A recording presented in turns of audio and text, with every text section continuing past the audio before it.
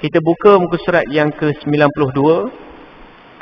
Jin menerima dakwah Muhammad sallallahu alaihi wasallam. Pada suatu hari Muhammad keluar dari Mekah ditemani oleh Abdullah bin Mas'ud untuk beribadah.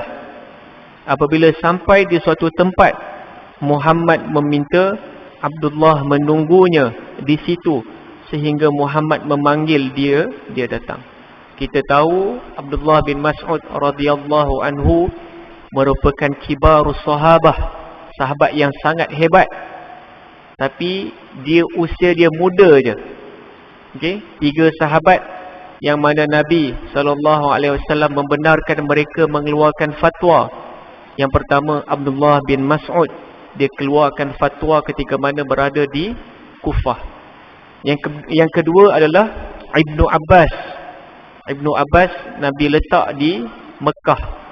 Dan yang ketiga adalah Ibnu Umar radhiyallahu anhuma, anak Sayyidina Umar, Nabi letak di Madinah.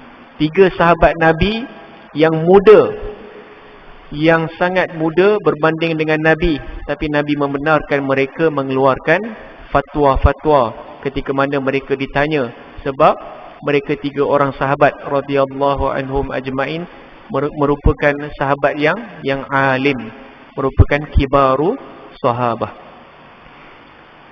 Dan Abdullah bin Mas'ud radhiyallahu anhu, Nabi letak dia di Kufah. Muhammad pergi jauh sedikit, tetapi Abdullah bin Mas'ud radhiyallahu anhu dapat melihat Muhammad dari jauh. Okay, Nabi dah merasakan ada satu benda yang pelik akan berlaku, dan Nabi suruh Abdullah bin Mas'ud radhiyallahu anhu duduk jauh sikit. Dan perasaan sahabat pun rasa pelik. Pergi berdua, tapi Nabi suruh tunggu, Nabi suruh tengok daripada jauh je. Muhammad sembahyang dan membacakan Al-Quran di situ dengan suara yang amat kuat. Dalam kitab Ar-Rahim Maktum mengatakan jauhnya jarak Nabi dengan Abdullah bin Mas'ud sangat jauh, tetapi Nabi membaca dengan sangat kuat sampai Abdullah bin Mas'ud dengar suara Nabi sallallahu alaihi wasallam ketika itu.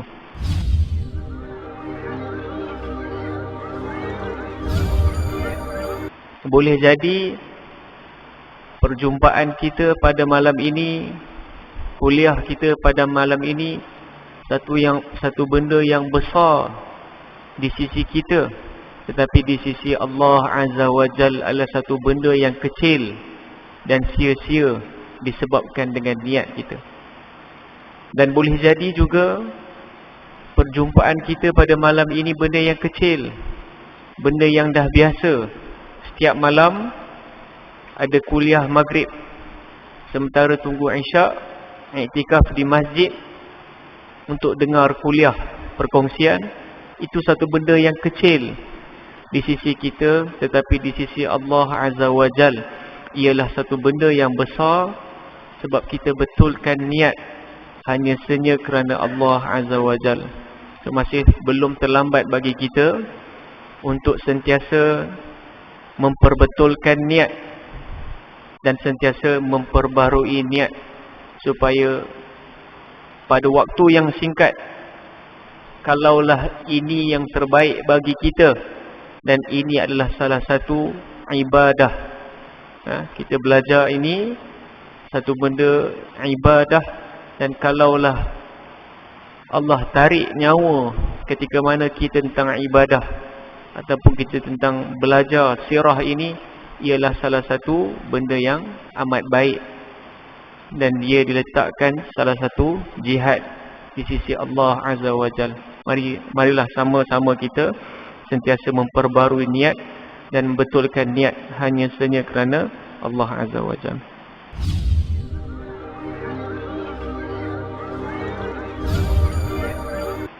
Kalau kita nak bagi nama anak ni, jangan main bagi je.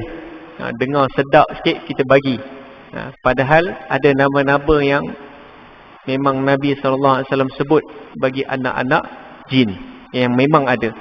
Contohnya, kalau Ibnu Hajar Al-Asqalani tulis dalam kitab Al-Isabah fil Ma'arif Sahabah, memang ada beberapa nama yang Nabi sebut. Jangan bagi nama anak tu, jangan bagi nama anak kalian dengan nama-nama begitu.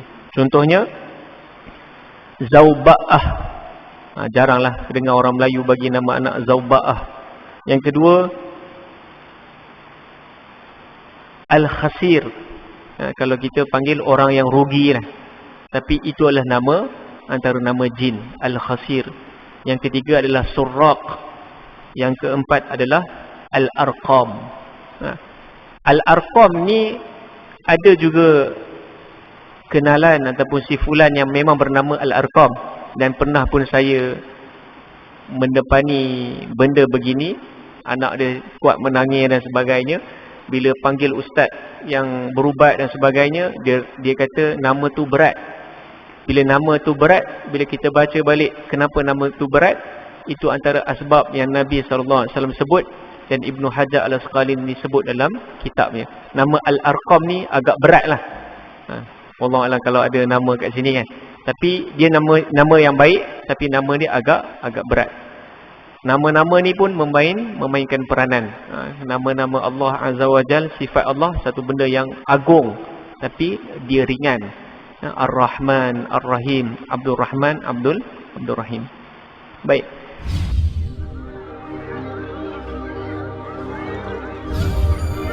Itu yang Nabi SAW sebut, ittaku farasah al-mu'min fa innahu yara binurillah. Takutilah firasat orang mukmin. Sebab apa? Firasat orang mukmin ini dia melihat dengan cahaya Allah. Kita semua ini ada kajian lah. Kalau boleh saya kongsikan, kita semua ni ada aura masing-masing. Kalaulah kita seorang yang soleh, seorang yang baik, kita selalu baca Al-Quran, kita tidak ada masalah dengan jiran, tak ada masalah dengan isteri, anak-anak, kawan-kawan suka kita, kita seorang yang soleh, kita ada aura kita. Paling simple, si fulan ketika mana sampai ke Masjid Quba, Nabi tengok dia, dia ni ahli syurga.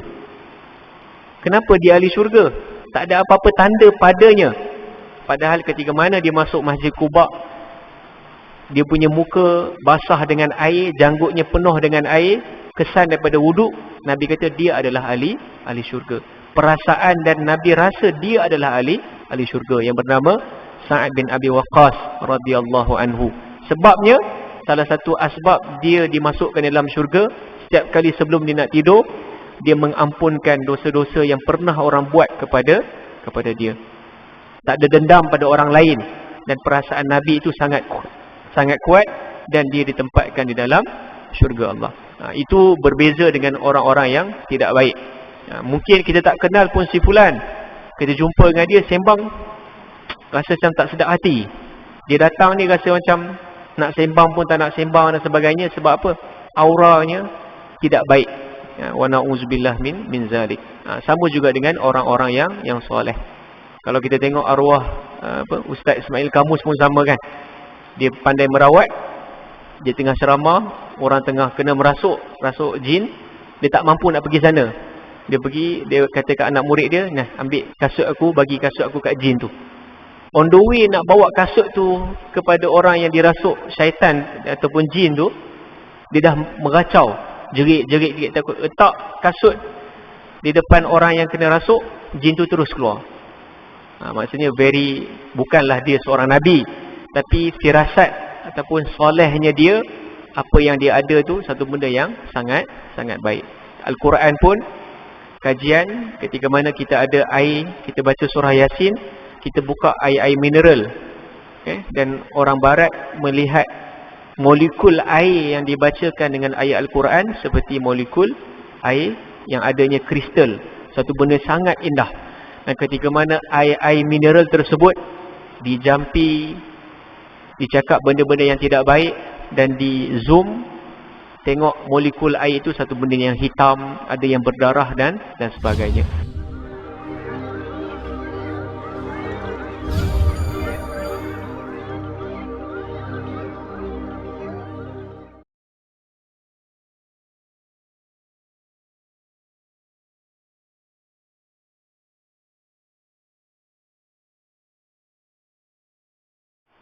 Bismillahirrahmanirrahim. Innal hamdalillah nahmaduhu wa nasta'inuhu wa nastahdi wa nastaghfiruh wa na'udzu billahi min shururi anfusina wa min sayyiati a'malina. Man yahdihillahu fala mudilla lahu wa man yudlil fala hadiya lahu. Ashhadu an la ilaha illallah wahdahu la syarika lah wa ashhadu anna Muhammadan abduhu wa rasuluh.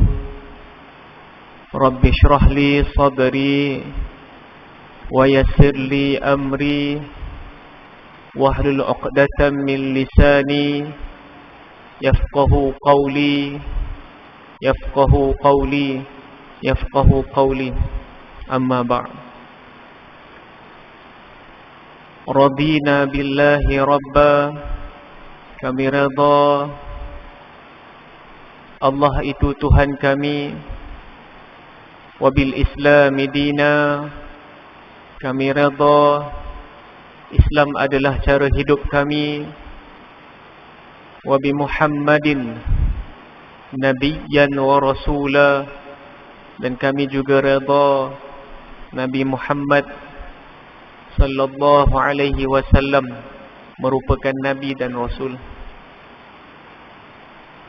Pertamanya adalah sama-sama kita niat i'tikaf. Nawaitul i'tikaf fi hadzal masjidi sunnatan lillahi ta'ala. Keduanya, teringat saya akan kata-kata daripada salafus salih tentang niat yang pernah saya kongsikan. Rubba amalin saghirin tukabbiru niyyah wa rubba amalin kabirin tusaghiru niyyah. Boleh jadi perjumpaan kita pada malam ini, kuliah kita pada malam ini, satu benda yang besar di sisi kita, tetapi di sisi Allah Azza wa Jal adalah satu benda yang kecil dan sia-sia disebabkan dengan niat kita. Dan boleh jadi juga perjumpaan kita pada malam ini benda yang kecil, benda yang dah biasa. Setiap malam ada kuliah maghrib, sementara tunggu isyak, iktikaf di masjid untuk dengar kuliah perkongsian. Itu satu benda yang kecil di sisi kita, tetapi di sisi Allah Azza wa Jal ialah satu benda yang besar, sebab kita betulkan niat hanya senya kerana Allah Azza wa Jal. So, masih belum terlambat bagi kita untuk sentiasa memperbetulkan niat dan sentiasa memperbarui niat, supaya pada waktu yang singkat, kalaulah ini yang terbaik bagi kita, dan ini adalah salah satu ibadah. Kita belajar ini satu benda ibadah, dan kalaulah Allah tarik nyawa ketika mana kita tentang ibadah ataupun kita tentang belajar sirah ini, ialah salah satu benda yang amat baik, dan dia diletakkan salah satu jihad di sisi Allah Azza wa Jal.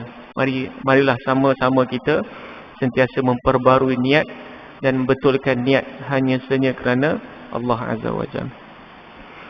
Baik tuan-tuan, ayah-ayah yang dirahmati Allah Azza wa Jalla, kita teruskan lagi pengajian kita, biografi Muhammad bin Abdullah, perjalanan hidup seorang Nabi.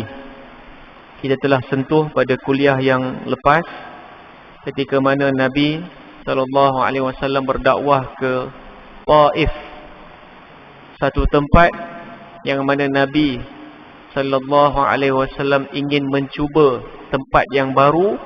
Ketika mana Nabi berdakwah di Mekah, tidak ramai yang beriman dengan Nabi, malahan Nabi diejek, diugut bunuh, dan banyak benda yang Nabi SAW kena.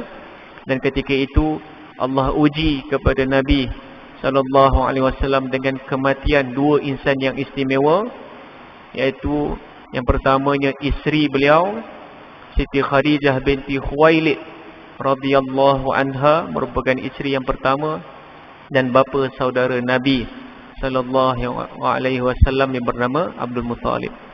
Dua orang yang Nabi sangat sayang dan mereka juga sangat sayang kepada Nabi. Tapi ketika mana dua orang insan yang istimewa ini tak ada, lagilah ancaman besar dan ancaman yang amat berat dikenakan ke atas Nabi sallallahu alaihi wasallam. Kita telah sentuh pada sebelum ini, dan Nabi berdakwah ke kota Taif bersama dengan Zaid bin Harisah ataupun anak angkat Nabi. Dan ada juga yang mengatakan anak angkat Nabi itu satu, keduanya Nabi mengahwini isteri Zaid bin Harisah ketika mana Zaid bin Harisah menceraikan isterinya ketika mana tidak sehaluan, dan Allah rakamkan di dalam Al-Quran, dan Allah membenarkan Nabi mengahwini isteri kepada Zaid bin Harisah radhiyallahu anhu. So ketika mana hujungnya Nabi singgah di satu kebun, dan ketika itu seorang yang bernama Adas ataupun seorang hamba yang merasai Nabi sallallahu alaihi wasallam seorang manusia yang istimewa berbanding dengan orang-orang yang lain. Ketika mana dihidangkan makanan dan minuman, Nabi memulakan dengan lafaz Bismillahirrahmanirrahim. Dan itulah sunnah saranan Nabi yang pernah saya kongsikan. Ketika mana Nabi duduk bersama dengan kanak-kanak, anak-anak yatim, anak-anak tersebut tanya kepada Nabi, bagaimana kita nak makan? Wahai Nabi sallallahu alaihi wasallam, ketika itu Nabi kata, ya ghulam, wahai kanak-kanak, sammillah, sebutlah nama Allah Azza wa Jal, bacalah bismillah. Kul biyaminik, makanlah dengan tangan kanan. Kul mimma yalik, makanlah apa yang dekat dengan kamu.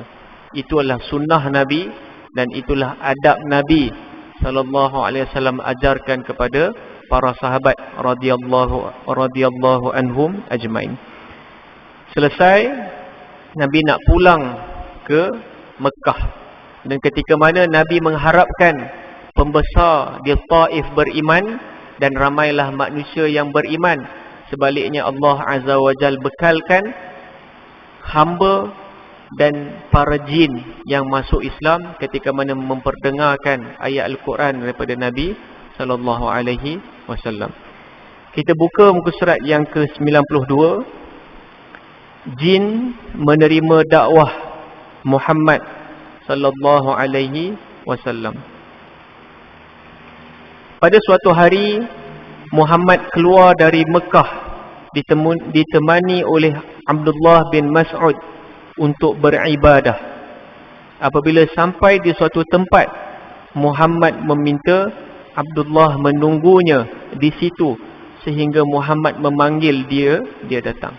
Kita tahu Abdullah bin Mas'ud radhiyallahu anhu merupakan kibarus sahabah, sahabat yang sangat hebat. Tapi usia dia muda je. Okey, 3 sahabat yang mana Nabi sallallahu alaihi wasallam membenarkan mereka mengeluarkan fatwa. Yang pertama Abdullah bin Mas'ud, dia keluarkan fatwa ketika mana berada di Kufah. Yang kedua adalah Ibnu Abbas Nabi letak di Mekah. Dan yang ketiga adalah Ibnu Umar radhiyallahu anhuma, anak Sayyidina Umar, Nabi letak di Madinah.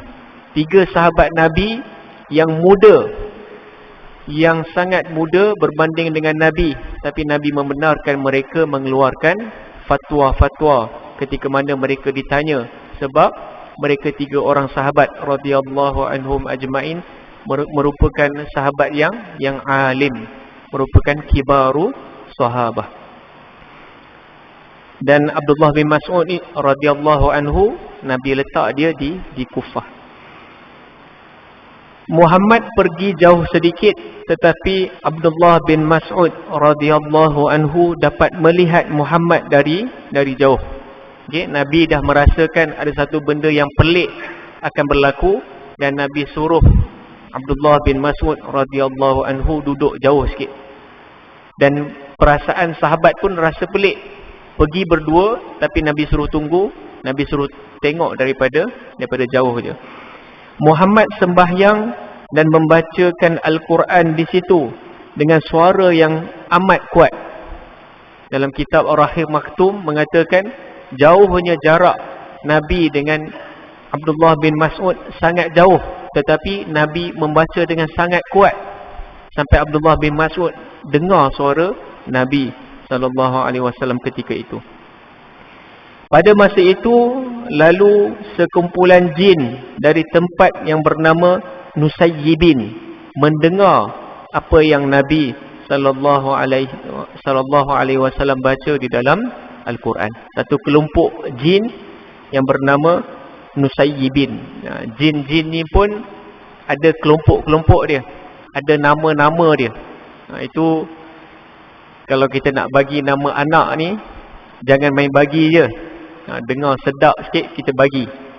Padahal ada nama-nama yang memang Nabi SAW sebut bagi anak-anak jin, yang memang ada. Contohnya, kalau Ibnu Hajar Al-Asqalani tulis dalam kitab Al-Isabah fil Ma'arif Sahabah, memang ada beberapa nama yang Nabi sebut. Jangan bagi nama anak tu, jangan bagi nama anak kalian dengan nama-nama begitu. Contohnya Zauba'ah. Jaranglah dengar orang Melayu bagi nama anak Zauba'ah. Yang kedua, Al-Khasir. Kalau kita panggil orang yang rugi lah. Tapi itu adalah nama, antara nama jin, Al-Khasir. Yang ketiga adalah Surraq. Yang keempat adalah Al-Arqam. Al-Arqam ni ada juga kenalan ataupun si fulan yang memang bernama Al-Arqam, dan pernah pun saya mendepani benda begini. Anak dia kuat menangis dan sebagainya. Bila panggil ustaz yang berubat dan sebagainya, dia kata nama tu berat. Bila nama tu berat, bila kita baca balik kenapa nama tu berat, itu antara asbab yang Nabi SAW sebut, dan Ibnu Hajar Al-Asqalani sebut dalam kitabnya. Nama Al-Arqam ni agak berat lah. Wallahualam kalau ada nama kat sini kan. Tapi dia nama yang baik, tapi nama dia agak berat. Nama-nama ni pun memainkan peranan. Nama-nama Allah Azza wa Jal, sifat Allah, satu benda yang agung, tapi dia ringan. Ar-Rahman, Ar-Rahim, Abdul Rahman, Abdul Rahim. Baik. Dan ketika mana Nabi SAW membaca dengan kuat dalam kitab Durus wal Ibar oleh Dr. Mustafa Sibai mengatakan satu hadis Nabi SAW yang mengatakan tentang Al-Quran, bagaimana mungkin jin pun boleh terpersona dengan Al-Quran, iaitu hadis dia, a'tu a'yunakum hazzaha minal ibadah. Berikanlah mata-mata kalian akan haknya. Dan sahabat tanya, apa maksud engkau wahai Nabi bagi mata hak? Dan Nabi SAW menyebut an-nazaru fil mushafi. Bila nak baca Al-Quran, seeloknya kita pegang dan kita baca. Yang pertama, an-nazaru fil mushafi. Kita pandang, tengok Al-Quran yang kita baca. Bila pandang Al-Quran, baca. Keduanya, watafakkaru fihi. Jangan baca je, kena fikir. Kalau kita orang Melayu, mungkin kurang ataupun susah nak faham, kita baca terjemahannya. Supaya mana kita baca terjemahan? Wattafakkaru fihi. Kita boleh untuk berfikir. Dan tingkatan yang ketiga yang paling hebat dan paling utama adalah wal i'tibar inda ajaibihi. Dan mengambil pengajaran ketika mana adanya perkara-perkara yang takjub. Dan jin ini mendengar apa yang Nabi baca, dan dia faham dia daripada bangsa Arab, keturunan Arab, dan dia mengambil pengajaran atas apa yang Nabi SAW baca ketika itu. Apabila mendengar Muhammad membaca Al-Quran, mereka datang mengerumuni beliau. Jin-jin ni datang mengerumuni Nabi SAW. Dalam hadis Sahih Bukhari mengatakan 9 bentuk jin yang datang pada Nabi dalam keadaan yang besar. Datang dalam keadaan rupa dia, dan Nabi nampak jin tersebut. Kita tahu jin ni diciptakan dari nyalaan api. Percikan api tu jin. Dulu kita kata jangan main api, sebab api ni daripada jin kan. Jin ni nyalakan api. Malaikat ni daripada cahaya, kita daripada tanah. Itu yang disebut daripada hadis Sahih Muslim.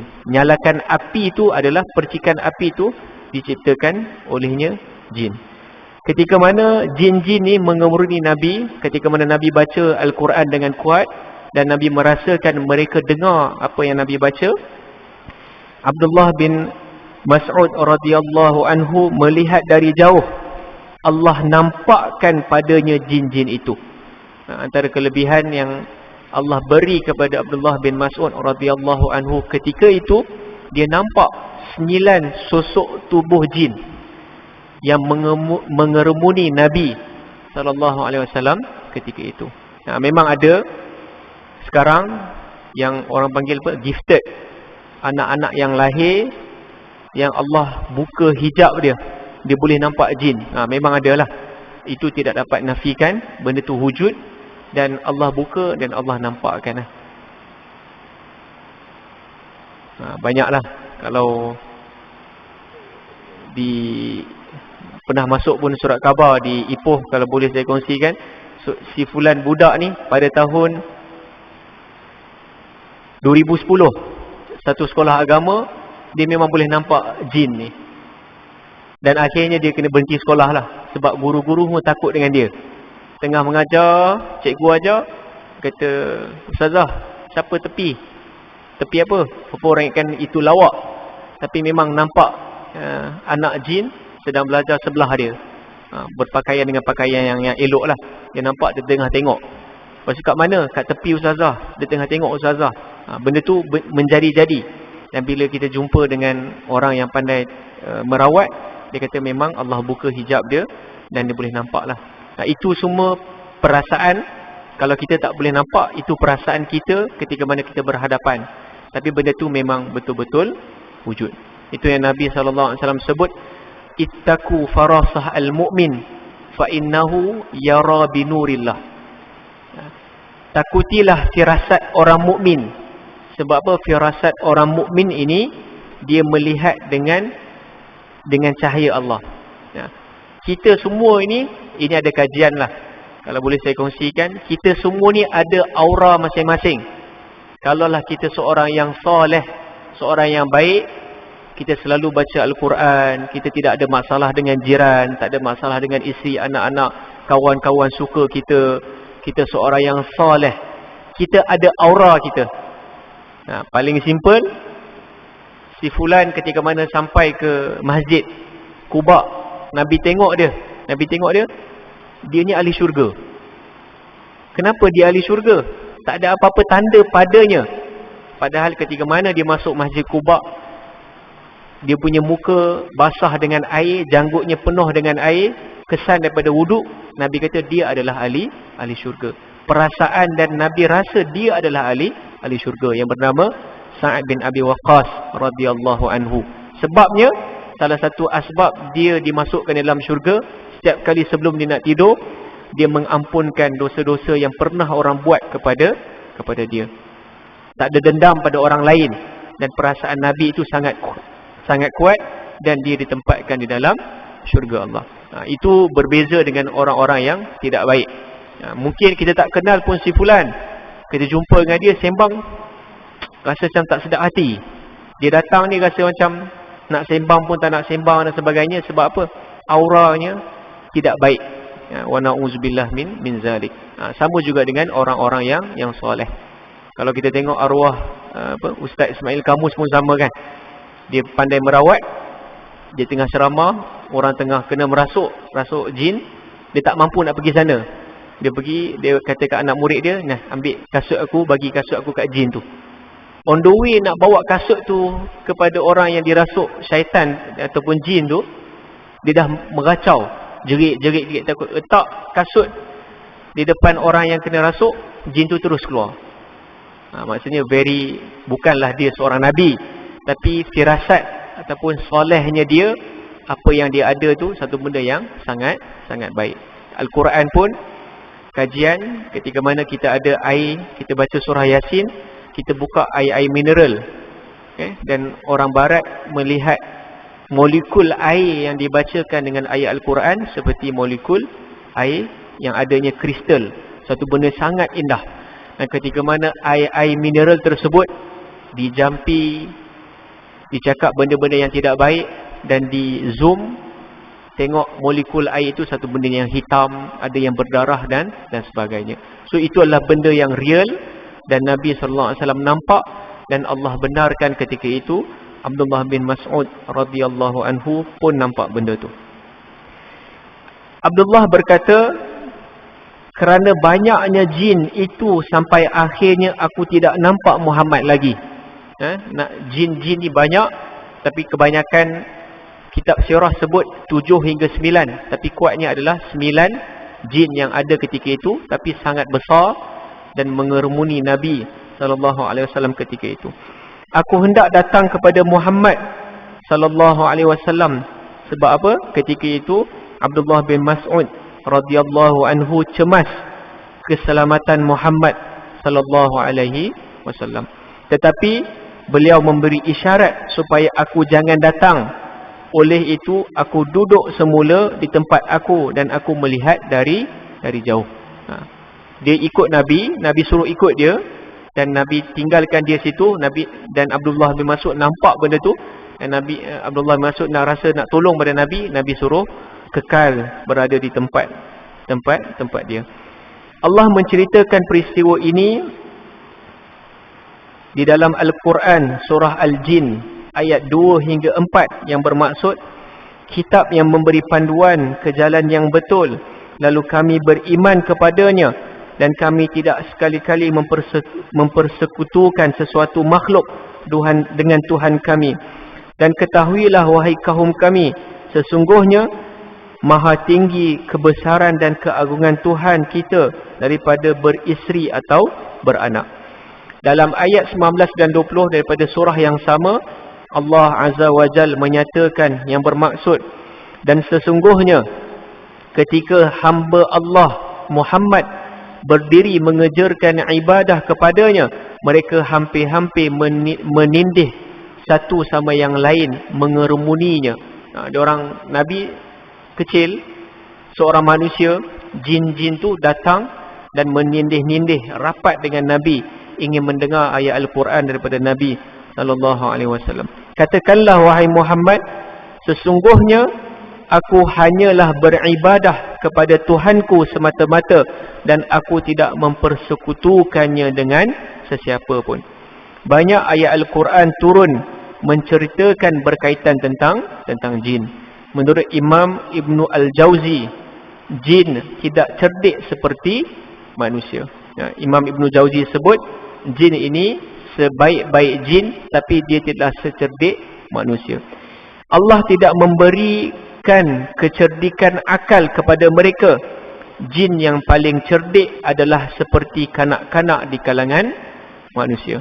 Yang cerdik hanya iblis. Maka iblislah yang menyesatkan mereka. Okey? Iblis ni satu benda yang lain. Allah berikan dia kefahaman, dan dia ada boleh fikir hebat berbanding dengan jin. Iblis ni memang disebut dalam hadis Nabi, sebelum dia ingkar kepada Allah Azza wa Jal, memang Allah meletakkan iblis, ataupun kita sebut Azazil. Namanya Azazil. Dalam hadis yang lain sebut Al-Haris. Kenapa Al-Haris? Iblis ini Allah tugaskan untuk jaga di langit dunia. Langit dunia ni dia paling tinggi, dia paling mulia di kalangan jin-jin. Itu adalah iblis. Dalam hadis lain sebut Azazil, hadis lain sebut Al-Haris. Dia boleh berfikir berbanding dengan jin. Jin seolah-olah boleh dipermainkan. Kita baca ayat Al-Quran, sama je kalau tuan-tuan tengok di YouTube, kita orang yang pandai berdialog dengan jin, Kita baca Al-Quran, kita tawarkan sekian, dia nak, dia akan keluar. Sebab apa? Dia kurang cerdik berbanding dengan iblis. Iblis inilah yang menyesatkan jin-jin yang ada. Dan memang disebutkan dalam hadis sahih yang diriwayatkan oleh Ibnu Abi Dunya dalam Maqasid Asy-Syaitan, dalam Hawatif, riwayat Hakim pun sebut jin-jin ini ada 4 jenis. Dan Nabi SAW pun sebut begitu. Yang pertama, jin yang khas duduk di udara. Maksudnya dia tidak ada jisim dengan jirim tu, tak ada. Dia memang jin yang khas duduk di udara. Yang kedua, jin yang bermukim. Itu ketika mana Nabi musafir, antara saranan Nabi SAW dengan para sahabat, bila Nabi musafir, Nabi pergi tempat yang baru, Nabi akan membaca surah Al-Baqarah. Itu sunnah Nabi. Dan itulah yang disarankan kepada kita. Kalaulah kita masuk rumah sewa baru ataupun rumah beli baru, kita disarankan untuk membaca surah Al-Baqarah. Sebab apa? Baca surah Al-Baqarah, jin dengan syaitan ni takkan masuk rumah yang dibacanya surah Al-Baqarah. Dia tolak sihir dan benda yang tidak baik. Yang ketiga, jin yang berpindah randah. Ada juga jin yang mana Nabi musafir, diikut dengan Nabi. Musafir sekali ke mana yang Nabi pergi. Yang keempat, yang disebutkan dalam riwayat Ibnu Abi Dunya dan riwayat Hakim, jin yang selalu menyerupai ular dan anjing. Itu memang berlaku. Dan kalaulah ada anjing ataupun ular bukan pada tempatnya, kita pun tidak boleh membunuhnya tanpa sebab. Sebab apa? Boleh jadi itu adalah jin yang datang untuk tengok apa yang kita buat. So kalau ada ular ataupun anjing bukan pada tempatnya, biasanya ular lah, kita kena bagi salam, kita minta dia keluar. Ada yang kata 2 kali, ada yang 3 kali. Kalau tak keluar, baru boleh bunuh. Sama juga dengan anjing. Tapi kalau jin, memang dia akan keluar. Sebab itu arahan dan itu adab kita kepada dia. Memang disebutkan oleh Nabi SAW, khamsun minal fawasik yuqtalu fi hilli wal harami. 5 jenis binatang ni kita boleh bunuh, sama ada di tanah halal ataupun di tanah haram, Mekah ataupun Madinah, tanpa sebab. Nak bunuh ni boleh tanpa sebab. Tak perlu ada sebab yang kukuh baru boleh bunuh. Yang pertama apa? Kalbun akur, anjing yang gila. Sama juga dengan hadis Nabi ni. Anjing bukan ada pada tempatnya, dia bukan rasional, bukan anjing yang sihat. Kita boleh bunuh dia tanpa sebab kalau dia bukan jin. Kalau jin, kita minta dia keluar. Yang kedua adalah ular. Yang ketiga adalah kalajengking. Yang keempat adalah burung gagak. Dan yang kelima adalah berbentuk serangga. 5 benda ini adalah khamsun minal fawasik, binatang yang sia-sia boleh dibunuh tanpa sebab. Tidak ada perlu sebab. Nampak ada ular, nak bunuh ular, dia bukan jin, kita nak bunuh dia, boleh tanpa sebab. Tetapi innallaha katabal ihsan ala kulli syai'. Sesungguhnya Allah Azza wa Jalla meletakkan ihsan kepada semua perkara. Fa idza qataltum fa ahsinu qatlah. Kalaulah engkau ingin membunuh, kalaulah engkau ingin mengorbankan sesuatu, maka elokkanlah bunuh. Tikus boleh bunuh tanpa sebab. Tapi bila ambil tikus, perangkap banyak-banyak tikus, letak dalam bakul, letak tempat panas, seksa, itu berdosa. Dan itu akan dipertanggungjawabkan oleh Allah Azza wa Jalla. Kumpul tikus, ambil dan bunuh semua, itu dibenarkan sebab dia termasuk daripada khamsun min fawasik. Sama dengan cicak. Cicak memang ada hadis yang khusus. Nabi membenarkan bunuh cicak sebab binatang yang tak bermanfaat. Sama juga dengan benda-benda lain, lipas dan sebagainya. Itu boleh dibunuh, tapi jangan seksa. Sekarang memang banyak budak-budak lestik cicak, kumpul cicak banyak-banyak, susun, naik basikal, lenyek. seksa, itu semua akan dipertanggungjawabkan dan itu semua akan ditanya oleh Allah Azza wa Jalla. Baik.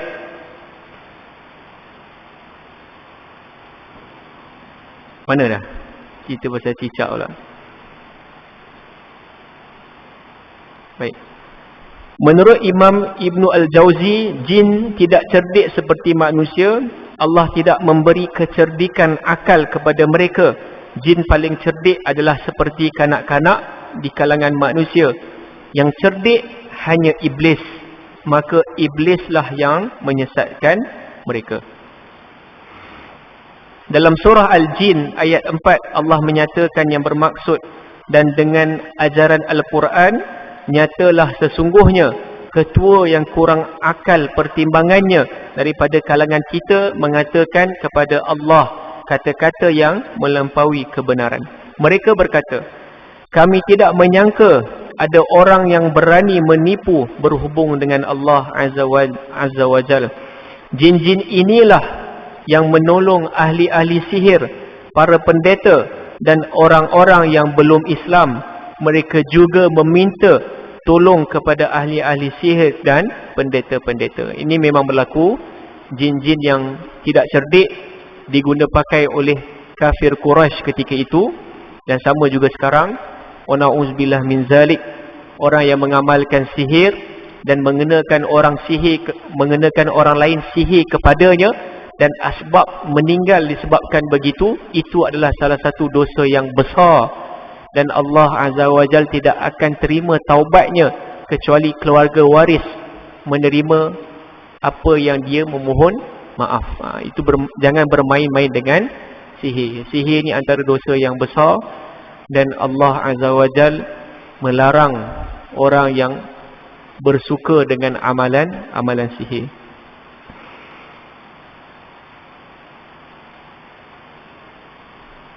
Ada orang pernah tanya, kalaulah yang diwarisi ataupun yang diamalkan oleh nenek moyang turun temurun, dan ketika mana orang sebut macam khadam.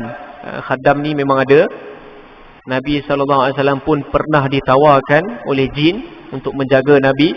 Tetapi apa yang Nabi SAW buat, dan itu adalah saranan kita sendiri, ketika mana kita ditawarkan oleh tawaran sebegitu, kita tidak memilih tawaran tersebut. Sebab memadailah Allah Azza wa Jal menjaga kita. Memang ada orang-orang yang saleh, ketika mana dia mungkin jarang sekali meninggalkan qiyamul lail dan jarang sekali meninggalkan solat sunat duha, apatah lagi benda-benda yang fardu, benda wajib.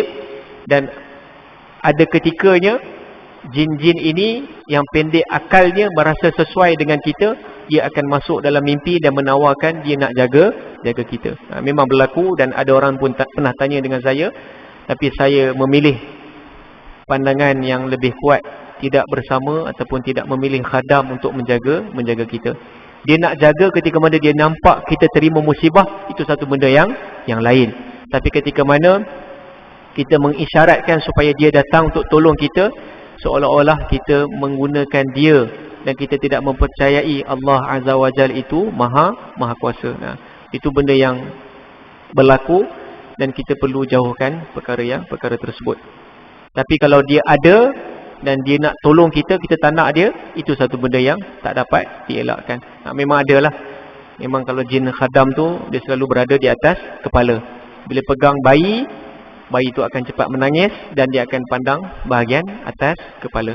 Sebab benda tu memang ada lah. Baik.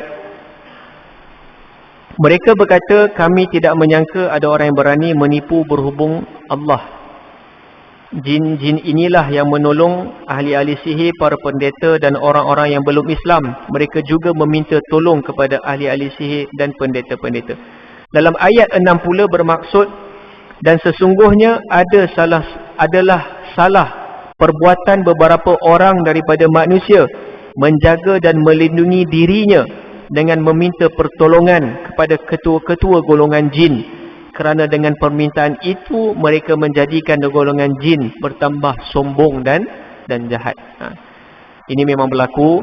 Nabi Sulaiman alaihi salam, dia boleh arahkan jin Jin takut dengan Nabi Sulaiman alaihissalam. Arahannya perlu didengari dan arahannya perlu dia buat. Ketika mana Nabi Sulaiman wafat, barulah jin ini merasakan dirinya lebih besar berbanding dengan Nabi Sulaiman alaihissalam. Oleh itu, pada hari itu semua jin ini masuk Islam. Jin-jin yang mengerumuni Nabi SAW semua masuk Islam. Inilah berita gembira dan hiburan pertama buat Muhammad SAW selepas menghadapi penentangan daripada kaumnya dan daripada penduduk Taif. Semasa manusia tidak menerima Islam, jin datang menerima Islam.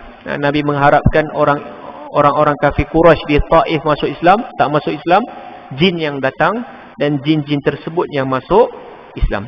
Semasa manusia tidak menerima Islam, jin datang menerima Islam. Mereka yang Islam kemudiannya berdakwah pula kepada kaum mereka yang lain sehingga tersebar Islam di kalangan jin. 99 jin ni bukan jin yang biasa, yang hardcore juga. Dia kembali pada kaum dia dan dia juga menceritakan apa yang Nabi SAW baca di dalam Al-Quran. Dan keturunan kaum-kaum dia juga masuk Islam. Allah mahu menghiburkan Muhammad selepas 10 tahun berjuang, hanya ada 70 orang yang masuk Islam di Mekah. Bayangkan 10 tahun berdakwah, 70 orang je yang masuk Islam ketika mana dakwah Nabi di Mekah. Menceritakan hal ini di dalam Al-Quran, iaitu dalam surah Al-Ahqaf ayat 29 hingga 32. Nabi SAW mengharapkan pembesar masuk Islam. Sebaliknya Allah memberikan hamba, dan Nabi mengharapkan manusia-manusia yang masuk Islam ketika mana di Taif. Dan Allah Azza wa Jal memberikan jin-jin yang masuk Islam, yang bermula dengan 9 orang. Baik. Ada persoalan yang mengatakan, kalaulah jin-jin 9 jin ini ataupun jin-jin yang telah masuk Islam, dia bertemu dengan Nabi, dia beriman dengan Nabi, dia mati dalam keadaan Islam, adakah jin-jin ini dikategorikan sebagai sahabat Nabi?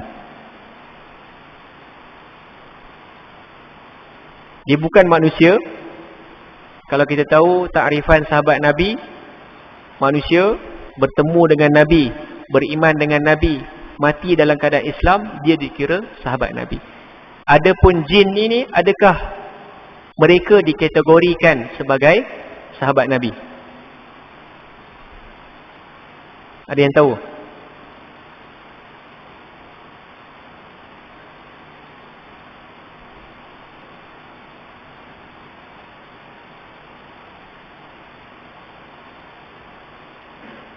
Ada?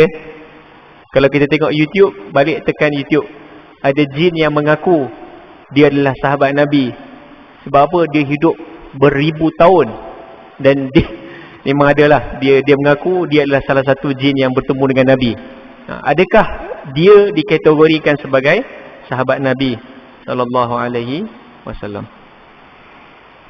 Sepakat ulama kebanyakannya mengatakan tidak. Sebab yang bertemu dengan Nabi, beriman dengan Nabi dan mati dalam keadaan Islam mestilah manusia yang betul-betul ada tubuh yang bertemu dengan Nabi. Itu baru dikategorikan sebagai sahabat Nabi. Adapun 9 jin ini bertemu dengan Nabi, beriman dengan Nabi dan mati dalam keadaan Islam, bukanlah dikira sebagai sahabat Nabi. Tetapi Ibnu Katsir mengatakan dalam tafsirnya Al-Ahqaf, dia dikategorikan sebagai sahabat Nabi. Pandangan dia agak kecil, agak terpencil, tapi itulah pandangan Ibnu Katsir rahimahullah. Sebab dua jenis jin yang bertemu dengan Nabi ketika itu adalah jin yang bernama Nashir dengan jin yang bernama Shashir. Memang ada asalnya yang mengatakan dia adalah sahabat Nabi. Mungkinlah keturunannya ada sampai sekarang dan dia rasa dia adalah sahabat Nabi. Pendapat terpencil tapi ada, tapi pendapat yang lebih kuat mengatakan jin ketika mana bertemu dengan Nabi, beriman dengan Nabi, dan wafat ketika itu bukanlah sahabat Nabi. Wallahu a'lam. Baik. Muka surat 94, Quraisy menghantar wakil bertemu dengan Najasyi. Siapa Najasyi? Najasyi adalah seorang raja yang sangat hebat, yang Kristian. Nabi mengiktiraf dia adalah pemimpin yang sangat baik dan aman bagi siapa yang duduk di bawah kawasannya, iaitu di Habsyah. Quraisy berusaha membawa balik sahabat-sahabat Muhammad sallallahu alaihi wasallam, orang-orang Islam yang berhijrah ke Habsyah. Ketika mana sahabat-sahabat Nabi yang diancam di Mekah dan di Habsyah, mereka cuba untuk membawa balik dan letakkan mereka ataupun hijrahkan mereka di Habsyah. Mereka menghantar 2 orang wakil kepada Najasyi, Abdullah bin Abi Rabi'ah dan Amr bin Al-As radhiyallahu anhum. Mereka membawa hadiah barang-barang kulit kerana itulah yang paling disukai oleh Najasyi, Raja Habsyah. Mereka juga menyiapkan hadiah untuk penasihat-penasihat Najasyi. Najasyi seorang raja yang amat kaya dan memang sangat suka akan barang-barang yang kulit, barang-barang leather.